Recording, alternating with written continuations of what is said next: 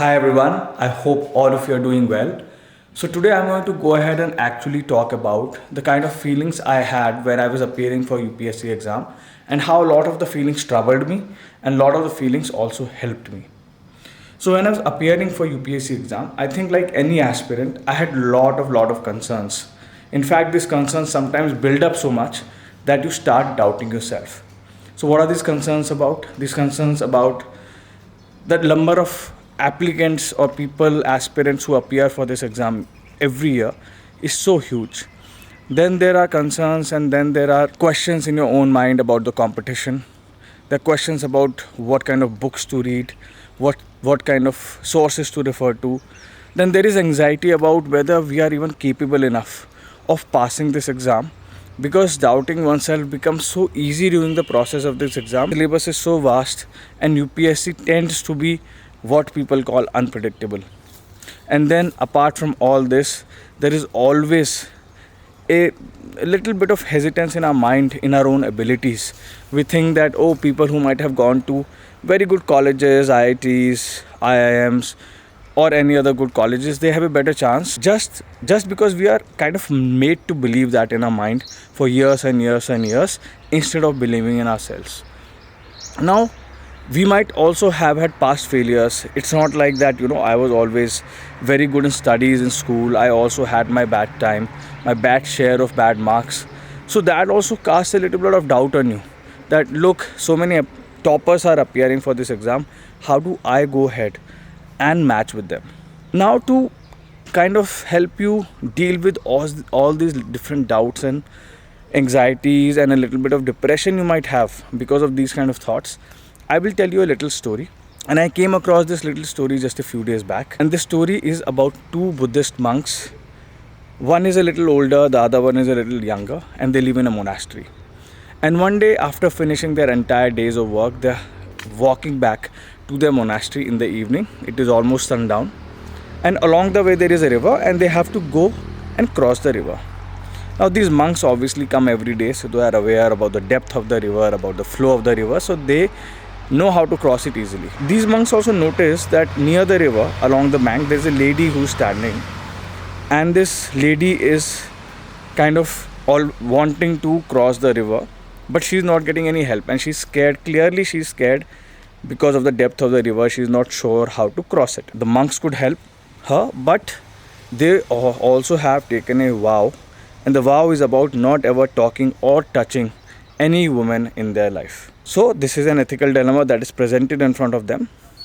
The younger monk, sticking to his vow, being very rigid, he goes ahead and crosses the river. While the older monk gives it a little bit of thought, goes ahead, holds the hand of the younger lady who's standing there and helps her to cross the river, talks to her, and once he crosses the river, she goes her own way. Now the younger monk is obviously very flustered, and he asks the older monk that you helped the lady cross the river, but you broke all the vows you took, because we are not supposed to even touch or even look at a woman, let alone talk to her. On this, the old monk told the younger monk that I touched her a while ago, but you are still carrying her in your mind. You are still carrying the burden of the fact that we could not do that in your mind. I only carried her through the river, and that is a thing of the past.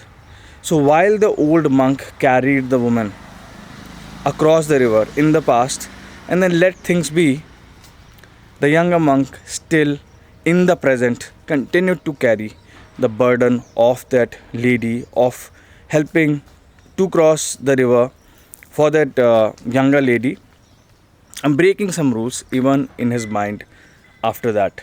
And that is, I think, what a lot of us do. A lot of us aspirants, a lot of us as persons in professions carry the old doubts we have in our mind, carry the old baggage, whether they are emotional, whether they are of some other nature, in our mind on a daily basis. We are more worried about the past than living the present and thinking about what things better we could do in the future. So I think a lot of UPSC aspirants can actually derive a very good lesson from this particular story. Don't think about the past. Don't think about some misfortunes, some problems, some kind of failures, some kind of unexpected outcomes you might have had in the past. What you have to think about is you have 2 years in front of you, you have 1.5 years in front of you. You have given these 1.5 years of your life to the preparation of UPSC. So what are the best sources that you can get? And if you look at the sources, they're pretty much same across most of the toppers except maybe 10% of few of the sources. The next comes to how am I going to read? How am I going to prepare for the prelims?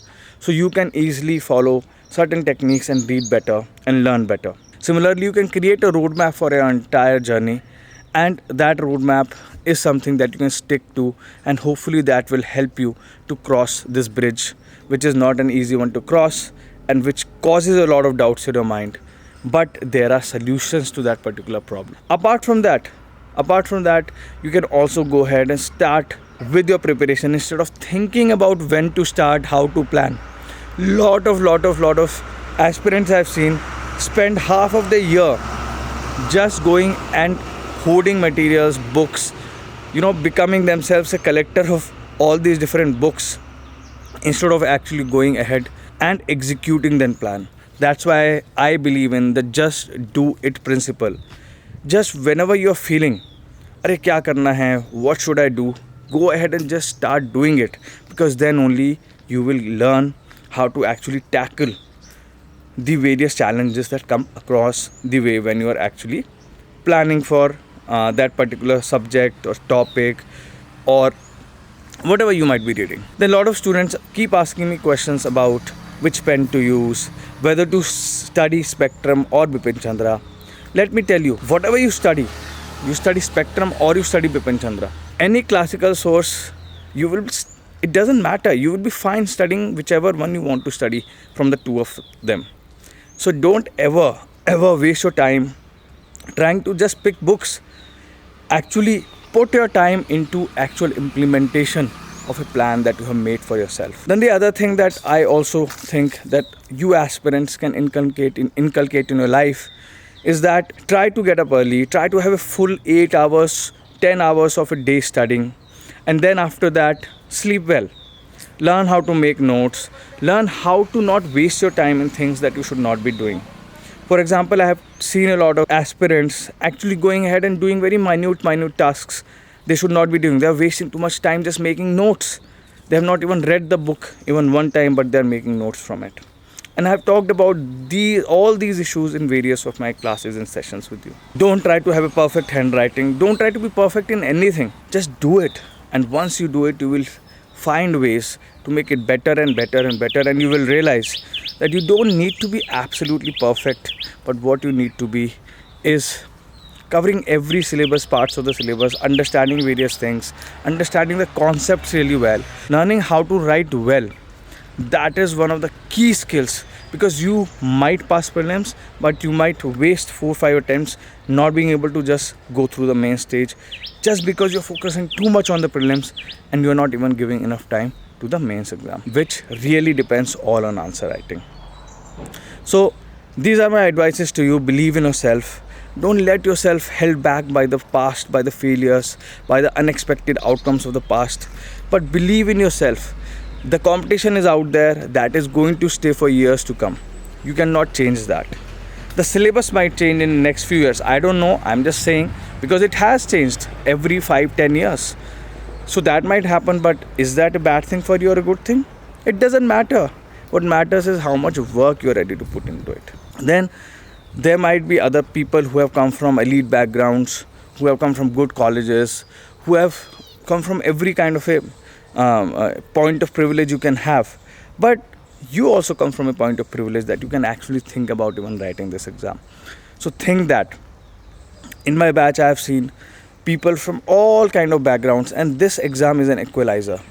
This is one exam in India which is an equalizer. It puts everyone on the same level once they're appearing for the exam, and eventually once they get into the top 100, then you know that yes, you have made it, and you have made it with your mind, with your merit, with your hard work. So these are my few tips for this Thursday today. I hope you like them. I hope they motivate you. I hope you learn from that it's all about making a habit. It's all about putting the work into this exam, that's what matters. And it's not about just thinking about the exam, but actually getting it done.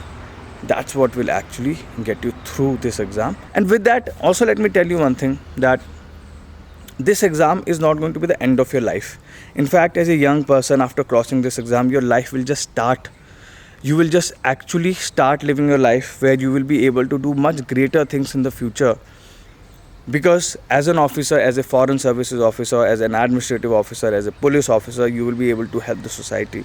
In whichever role or capability you are, you will be able to help the society.